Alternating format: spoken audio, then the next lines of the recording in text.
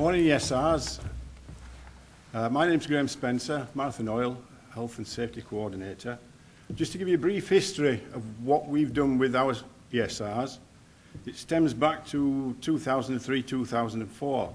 We used to have onshore meetings which were just Q&A sessions which I facilitated.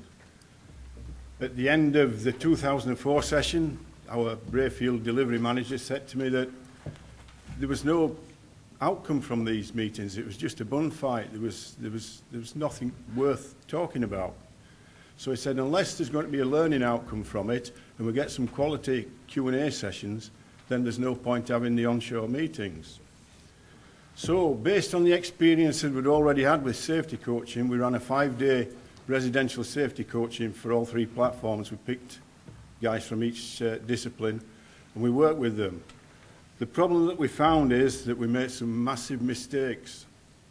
One of the biggest mistakes was we made assumptions on people's skill base and skill sets. We assumed that everybody was computer literate. We assumed that everybody could read and write and understand a technical document. We found out they couldn't. So based on these mistakes, we worked with the reps and we decided that the priority was communications. The guys must be able to communicate both ways. That's up the way and down the way. They must be able to represent the constituencies in a manner that's similar to the way we do as a safety advisor, that we can approach both the guys and we can approach the managers on a level footing. So we kicked off the training with the communications. We looked at, in the first instance, presentations. Very daunting. Lee's here, this is his first presentation. He's up here today, he's one of our main safety reps. He's been with us for about 6 years and he's feeling the pressure now. But this is what we could achieve with a bit of time and effort and a bit of encouragement.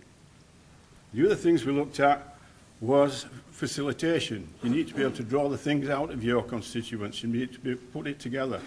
Just nurture them along, get those little points and put forward to the manager. So we worked with them on facilitation. The next thing we looked at within it was profiling. People didn't seem to understand. Everybody seems to think, treat people as I like to be treated, and it didn't work that way. You need to treat people as they want to be treated. So we looked at basic profiling and worked with them on that. And then the last thing we looked about was negotiating skills. You need to know how to negotiate, how to work people. And one of the things that comes out of it is the bigger the ego, the easier it is to massage. And it works quite well, as we all know that work in safety. So the initial training went through fine, and as we've gone on and on, we've just built on those programs. But the thing about our ESR training is it's not based on assumptions. It's based on the lowest common denominator, because we need to work with the guys that just don't have the understanding. I'll hand you over to Elaine. Hi, my name's Elaine Hume. I work in the Safety Department at Marathon. And as Graham said, Graham and I are actually responsible for the additional learning and development of the safety reps. And we're actually very fortunate that Marathon allow us to do that. They don't ask us what we're doing with them. They just give us the task and we get on with that. So we decide what the reps actually need. We sometimes, if there's an initiative going on around the company, we might introduce that to the workshop and get the reps to help us with that, to help us to share that offshore. So we do have a support group for the reps. We've got the focal point, which is myself and Graham Spencer. We also have an offshore focal point, which is one of our OIMs, and he's been our focal point for a number of years now, so we like that consistency. The guys like to know who that is, who's giving them that support. We're also, the whole group of safety reps are supported by their Bray delivery manager, and they also have direct access to the UK Vice President, and she attends every single workshop we have. So, as I said, we have the annual workshops, which are usually themed, and the kind of key theme we always have are presentation, facilitation, and conversation skills. Those are absolutely critical. Some of the other things we do with the guys are a bit wild, and Lee will probably indicate some of that stuff. But those are the three key things that we try. Everybody's expected to present. Doesn't matter if they're brand new or they've been there for a number of years, but it's only to our group, so it's a small group. They facilitate managers' safety rep question-answer session. That meeting belongs to them, so they're actually asked to facilitate that, and Graham and I give them that support. We also have, we're really keen on hands-on learning as well. We like the guys to get in and actually do things, not just sit and listen. We like them to get up there, hands-on learning. And for some of the workshops, we've actually utilised the Biz Salamis Skills Centre up in the Bridge of Dawn. The type of training we provide normally sets the guys up to fail, as Graham said. We like to bring them in on a nice happy note and then get them down there and kick them and really make them work for the rest of the workshop so that they end on a really good note and they're away quite happy. So we then focus on what went wrong, as I say, and we build on the learnings from there.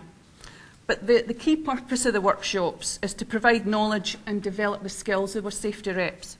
And in turn, this improves confidence in their effectiveness as a safety rep offshore. So a huge amount of time and effort goes into the workshops. The planning and preparation, it takes the majority a full year. But we feel that's important to invest in our safety reps because they're a valuable resource. They help us extensively with workforce engagement, which is absolutely key. And I mean, both myself and Graham work onshore and are primarily located onshore, so it's key that we have good workforce engagement, and the ESRs are the route into that for us. And we want them to continually learn and be open to new ideas. But we do try to kind of do things a bit differently, as Lee will tell you, and we like to give them a challenge as well. As we said, conversation skills is pretty key for us, for the safety reps, and they have to converse with a broad range of people. So during the workshops in 2009, that was the conversation skills workshop, and we took them out to a local primary school. The objective was for the reps to impart knowledge, their knowledge on hazards and risk management to the children. Huge challenge for these guys. They hated every minute of the preparation. They didn't want to go. So in order to bring the conversation to a level that the children could understand, we used the theme of meerkats and to demonstrate that teamwork and looking out for each other to keep everybody safe. So as I said, our workshops are themed, and that's what we themed it that year, was for meerkats, so that the children could understand what the guys were actually trying to teach them. So as a result of that training that we did at the school, at the end of that, the guys absolutely loved it, and were continually asking to do something more with the school that we went to. So as a result of the training that the guys did with the children developed and recorded a DVD on hazard management and risk. And they were nominated for a Scottish Enterprise Award as a result of that. For a flippant comment at that award ceremony in Glasgow, a new project at the school was born. They had no kitchen facility in that school. The school meals were brought in for other schools. However, we would embark on a project fundraise to build one. That was the flippant comment. We haven't got a kitchen. Really? Well, we'll help you with that. We didn't actually realise how big a project that was. It's a council-run school, and we had to get planning permission. We had to. It was an enormous project. But everybody was really keen, mucked in, and it was not only to teach the children domestic skills. The school wanted the kitchen to teach them domestic skills, but also it's allowed them to have their own breakfast club. And for those of you that don't know what that is, around 50% of primary school children actually attend school without any breakfast. So enter the safety reps. Remember what I said about a challenge? Well, enter the safety reps. So they were right on the case, supporting offshore with some fundraising events, you know, quiz nights, race nights and things like that. We were doing the same onshore, and eventually the project came to fruition this year. We actually had the kitchen built. It was a brilliant opportunity for the reps to extend into the community and to share their knowledge and influence with the next generation. I think I have a picture of that. There you go, that was our official opening, that's what we did to Les. But no, the school were really grateful, so a great opportunity for the guys to get involved in the community. Tell them I've got more than one shirt. I'm going to just pass you on to, this is Lee Taylor, he's one of our safety reps offshore, he works for Petrofac, and I'd just like Lee maybe to give his insight into life as a safety rep in the Brayfield. Cool,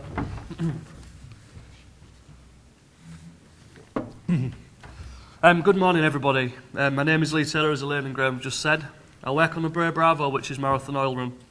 I'm presently a safety rep and have been lucky enough to be actively involved for a number of years now. I came a safety rep because I saw people's efforts around me and I wanted to take part in this and not just take the safe place of work for granted. When I became a safety rep, I embarked on an already fully established safety reps culture, and this was due to the passionate work on offshore safety representatives by Graham and Elaine, as well as others. By being stood here, I represent a great team of offshore safety representatives in the Brayfield. Graham and Elaine asked me if I'd like to reflect to you my experience of being a safety rep offshore. So I began to reflect about my role as a safety rep over the last years. When I think and look back, I can proudly say that it has been a good experience and continues to be so. Although my time in the Brays has been on the Bray Bravo, I'm lucky enough to have shared my colleagues' opinions, concerns and expressed my own without prejudice or reprisal, along with other reps at the safety reps meetings on the beach. This being both onshore and offshore, also extending outside the workplace to local schools. The onshore meetings are conducted annually and have multiple purposes and give the opportunity for safety reps to meet from the other two platforms, the Alpha and the East Bray. Also to meet with senior onshore management from Marathon on all their contracting companies, Petrofac, who I work for, Belfinger Salamis, Sodexo, Archer, Enemec, Halliburton and many more, who all have the opportunity to discuss and to further develop the safety culture within the Bray organisation. These workshops also incorporate various methods of training and development for the reps, which I will talk a little more on later. I said earlier that I'm an actively involved safety rep, and this to me is the most important factor of being a safety rep, your own level of engagement. But this level of engagement depends on a number of factors, your own willingness to be a part of it and the support you receive. When I talk of support, I feel that I wanted to be there in the organisation rather than just having to be there as a rep. This is one of the reasons that my time as a safety rep has been a good experience. I've talked to other reps from other fields and industries, and to hear some of their experiences is not a good thing to hear.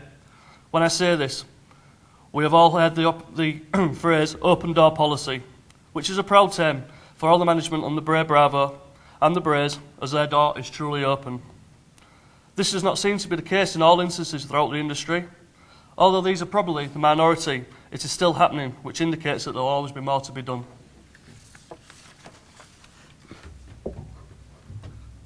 To be involved takes a form of talking and listening to your colleagues, to represent in a way that your colleagues feel a confidence in you. Being involved in general safety matters on a more formal note, being involved with accident investigations and rollout of presentations. I mentioned earlier of training and development. When I started my journey as a safety rep, at my first onshore meeting I was handed a folder. On the front it said, Brayfield Elected Safety Representatives Toolbox. It was empty. So that was the same as when I started my apprenticeship. But as the time goes by, my folder and I have both acquired many tools which I feel has helped me to become an effective safety representative.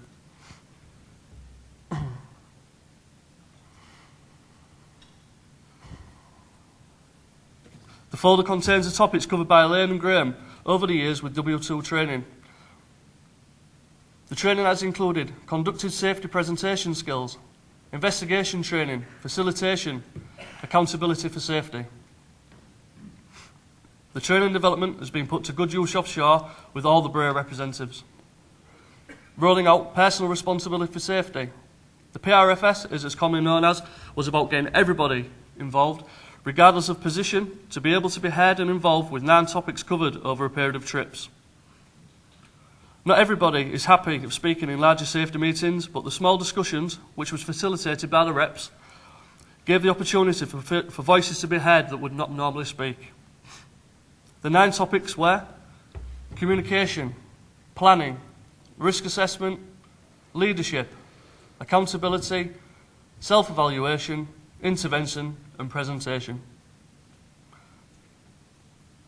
These topics were discussed at length by taking time out of work in small groups, and any points raised, good or bad, were discussed with the OIM after each meeting. The company's expectations were outlined, and also what we could expect. I feel that being involved with this kind of rollout expresses how we as safety reps play an important role both onshore and offshore. Also, how the company have the trust of the reps to carry out such a project. This also furthered the day-to-day culture of the workforce engagement by the reps. Most people thought it was a worthwhile project, and people felt that things had changed because of the group's discussions. So, no matter how minor the changes were, I was proud to be part of that change. This format allowed open, honest conversations, which I feel everybody appreciated.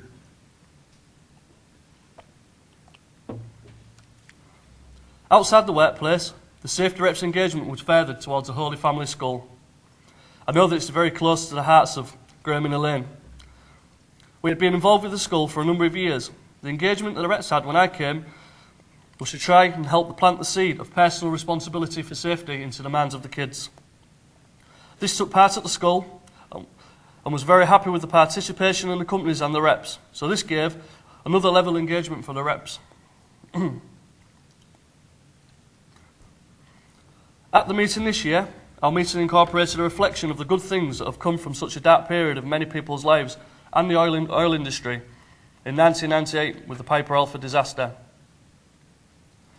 One of the positives, along with many others, is us, the safety representative. All the reps from the Braes visited the memorial at Hazelhead Park. It was very moving to see all the names on the monument and to reflect on what has changed from then to now.